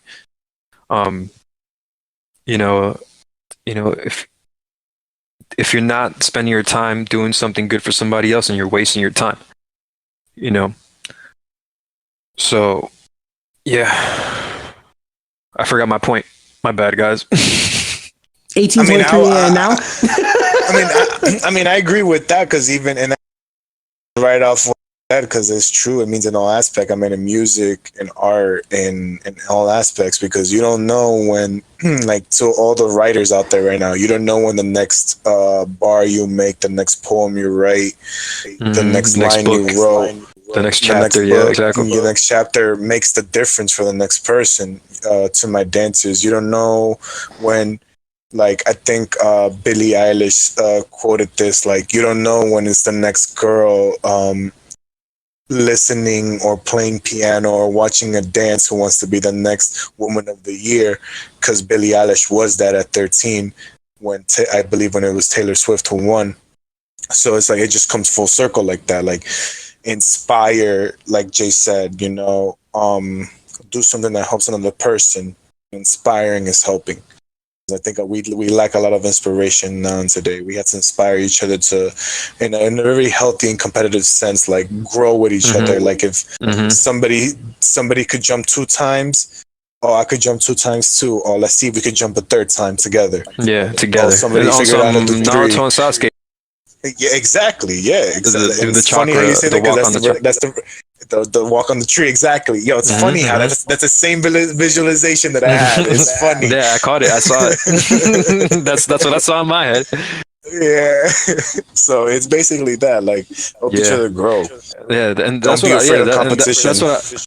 Thank you for reminding me, because that's what I liked about what Raj said. He's like, it shouldn't be top if you're bringing up people with you, and then you should be looking to bring up more people with you, because that just shows a lot about your character. I really fuck with that shit heavy. It's leadership, dude. Look, that's what we lack a lot nowadays. Everyone wants to be the next follower for someone who's already made it big. Be the next leader, so you can make your new community, so you can make a new wave, a new motion, anything. People out there don't get big because they sit around and just go like, oh wow, they're dancing. Oh wow, they made music. Like, no, you're not going to get like that by ripping off people. You get somewhere by making original, good, honest, wholesome content. And that's what I like about our dynamic, is that like there's no ego here. There will be shit talking. There will be there will be manhood in us, but it's never personal. It's never something. It's just exercise. It's shit talking exercise. Like people got to understand that, like the difference between the two, right? And like what I like about our dynamic is that, there is no sense of a leader. There's just a sense of a role, a job to do. There's just, all right, I do this, you do that, and then that's it. Everybody has their own responsibility, and as a man, like you should be willing to just take that initiative. But all right, I guess it's my turn, right, guys? Yeah. Mr. Saved for Life. Go ahead, give the big one. No, because I thought honestly, I thought you guys would take more time, and I thought you guys would take more time than that, and I was smoking. It wasn't because of that. You know what? No, because I felt like because me and Kev could easily have summed up our entire lives, because it doesn't have seemed that eventful. But if we were to go down to the nitty gritty of details, I promise you we can go on forever. But if we're gonna give our basis, that's how it is. We need pod material, so save that. So it's good. It's good you guys kept it light. Hey, you want to hear me run around the street, beat people up? I'll tell you later. No, next podcast. Later. Save it for 100K subscribers, and then you 100K subscriber podcast. Everybody, who knows? 100K subscribers, and we tell the Roger story about him beating up everybody in the middle of the street like GTA. No man, like looking like Kung Fu Panda out there. All right, guys. I'm going. Finger hold.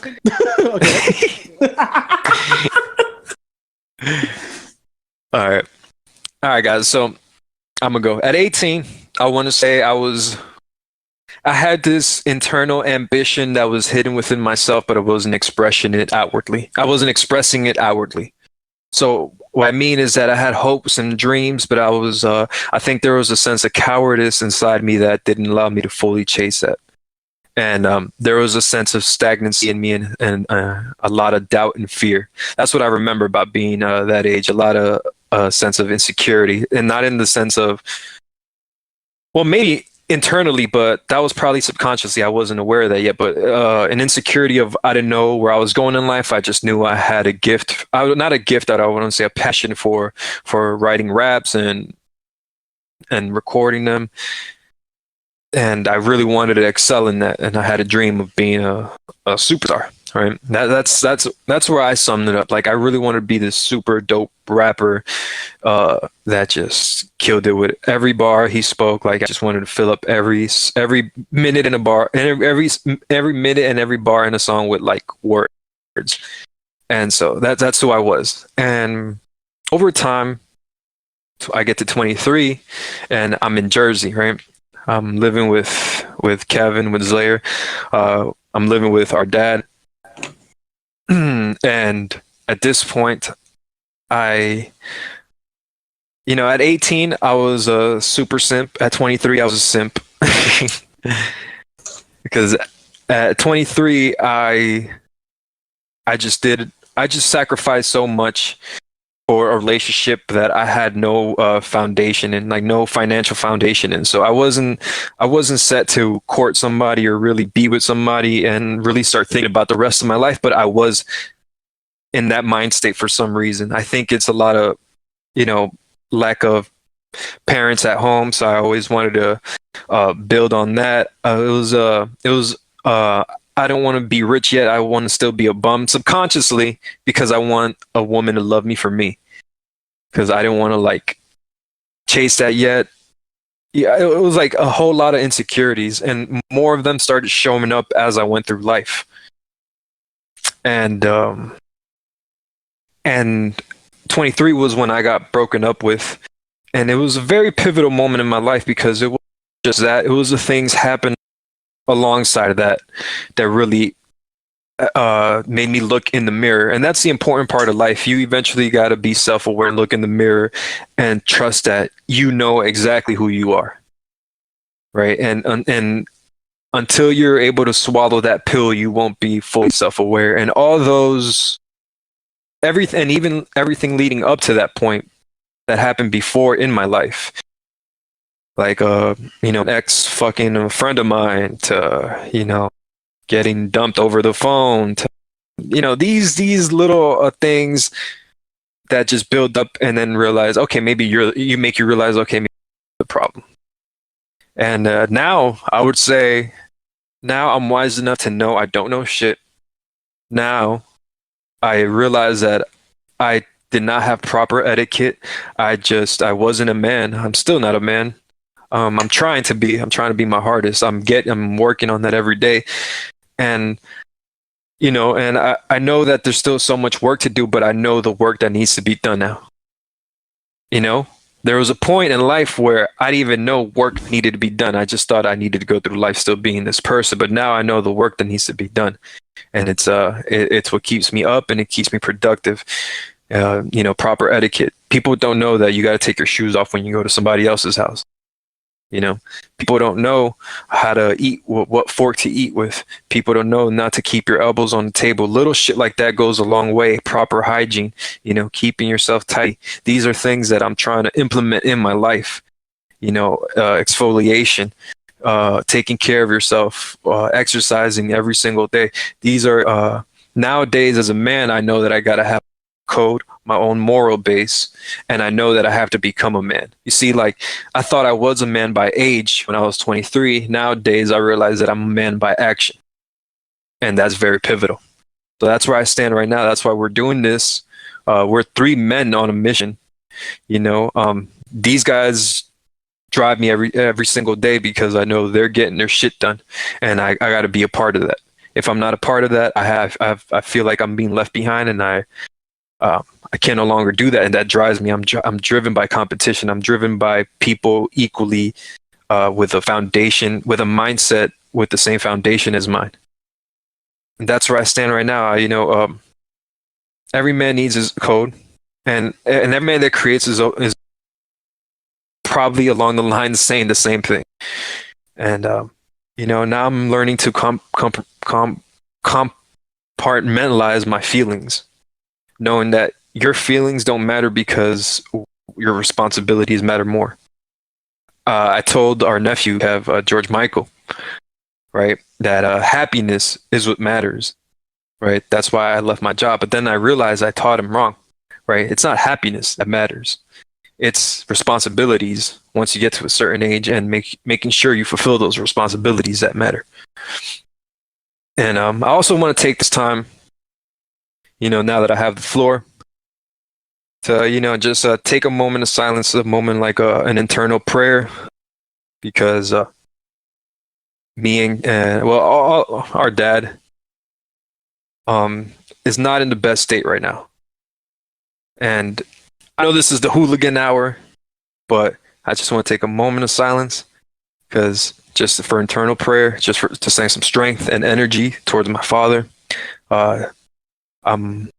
Everything we do is in his name, in his wish, in his fulfillment.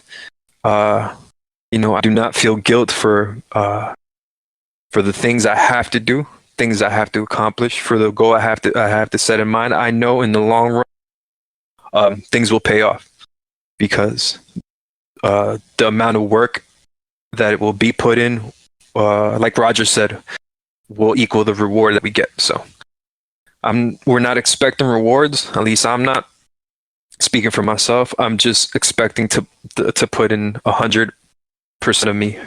So just want to take a moment for Pops, and just know that, just because you're in that, you're still strong through us. So all that shit doesn't matter. I'm not afraid of anything. Nobody should be afraid of anything, and we're gonna make shit happen. So I'm gonna take a moment right now.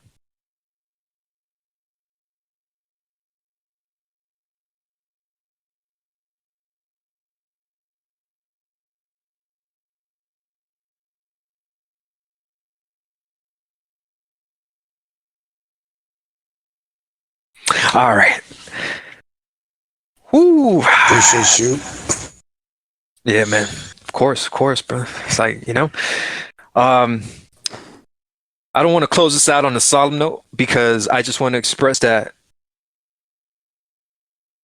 all of us here are brothers on a mission, right? Like I keep saying that, and just because there's a reason for it. It starts with this podcast. It starts with us opening up to whoever is willing to listen and really sharing the ways that we've dealt with our lives, with any trials or tribulations or obstacles. The way we've dealt with our lives, we're just going to give some advice or some key points, some universal key points that you're able to use and you're able to just take in consideration.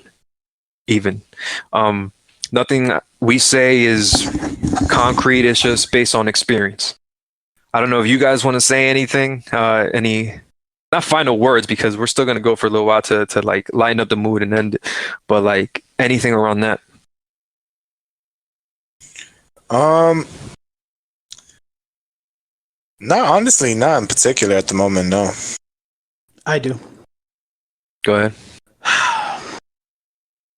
There comes a point in everyone's life, and if you're going through something like Jay said, our dad is going through it, because I feel like he's as long as I've known Kevin and Jay, I've adopted him as literally like my father, because he's been a good role model to me from all the good times we've had in our past. And I would always support him in any way, shape, or form that I physically can, obviously without not hindering myself, because gotta take care of me first so I can take care of everyone else after. Exactly. But it's going to always come to a point in life where responsibility, needs, wants, everything is going to hit you at the exact same time. Your responsibilities, your desires, your passions, whatever it is. Damn, Roger, you keep cutting off. Fuck. Damn, yeah, I was gonna say, it keeps this cutting shit, you off. Yeah, it keeps cutting you off. Man. Fuck. This shit is so whack, bro. Okay, so all right. Well, pick me up from here. So, responsibilities. The fuck. Desires and wants. All that's going to come at you at the exact same time. It's not about what you decide on first. It's about what is needed the most at that moment. Don't let your mind just wander into oblivion off of God knows what. You have to prioritize what you need to do at that moment, not about what everyone else is telling you to need. You have to make sure you make that decision promptly first. There's going to be a point in time where God, like we're dealing with right now, our dad's sick right now. Sometimes it's a little bit of balancing of life, sometimes you got to make those sacrifices. Sometimes you don't have to, you shouldn't have to feel like you're running around all over the place. You got to make sure you're good so you can continue to help everyone else around you at all times. I'm good there. Yes, sir. Appreciate that. That's a good way to end that note. But yeah, guys, it's hooligan hours. Still, it's hooligan hours. Because hours, pretty sure, fucking hours. We're pushing two at this point. This shit is going 2 hours. Man, it's already 2. God, die. I feel bad for Jay. He's gonna be editing this shit. Hey, no. Yeah, guys. If you don't That's know, why it's hooligan hour, because only the Kevin. Kevin's the video editing guy. I'm the audio guy, and we're just gonna give Roger marketing, bro. He's gonna have to clip all this. Oh, he's gonna be in charge of marketing the podcast, Kevin.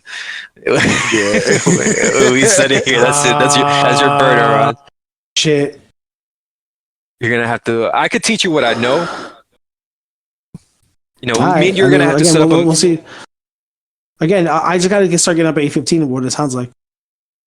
But I'm gonna be at work, bro. Like soon, at like 6 to 2. So I'm gonna have to figure out a meet and greet time. You feel me? Yeah, I feel you. We'll figure that out. But yeah. Again, it's still hooligan hour. Let's not talk business on the podcast. Come on, guys. Yeah, come on, guys. We're here for entertainment values. Yeah. So just to sum it up, the next generation, right? All right, next generation. Yeah. You got some, but get your shit together. All right, because slow the fuck down. Slow the fuck down. Slow the fuck down. Figure out what you guys want to do. Be concrete about it, bro. if you guys keep doing them drugs, we're not going to be able to depend on you in our later ages when we're going to be collaborating, because that's what it looks like is going to be happening. And if we're going to be collaborating, right? Let's just hope it's not in the apocalypse, okay? Because things are tense. Wow, he went to the around Dark Ages. He went Dark Ages real quick. He went. This is World War Z, right? And speaking of generations, it's been beautiful talking about gaming. I think that was like, I felt like that was like really insightful, and really like just to see because talking about it helped me visualize just each advancement, like in every decade of like each game. Do you guys realize that? Like, do you see it in your head when we speak about it, like the advancement, just how everything has led up to this point? Yeah, bro. Which, by the way, I Like want to point something out there real quick before we get into more deeper conversation. Did you know? And by the way, this is a fact. And if anyone who didn't know, you're gonna know now. Did you know the Wii sensor bar is irrelevant? Did you know you could just light 2 candles and you could just shake the remote around and it picks up the sensor? That's right. Yeah. That's just a random little fact I found out, bro. And I got so took care of the living fuck out of that bar, and I could have been using the candles I have thousands of fucking in my home, using it for that shit. Bro, I was always so scared of anybody touching that damn thing. I was like, yo, bro, I'm never gonna use it again. What am I gonna do? What am I gonna do? Yeah, Kevin, as you're saying?